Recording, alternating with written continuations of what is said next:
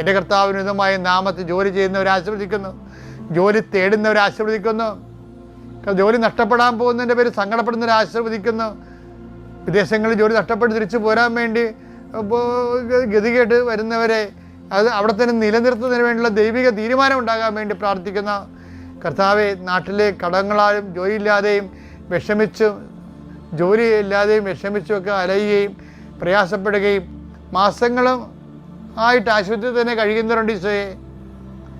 രഹസ്യം പുറത്തു വരാൻ പറ്റുന്നില്ലെങ്കിലും തങ്ങൾ നോക്കുന്ന രോഗി എങ്ങനെ മരിച്ചു കിട്ടിയാൽ കൊള്ളാമെന്ന് ആഗ്രഹിക്കുന്ന മാനുഷികമായ ബലഹീനരായ മക്കളുണ്ട് കർത്താവെ.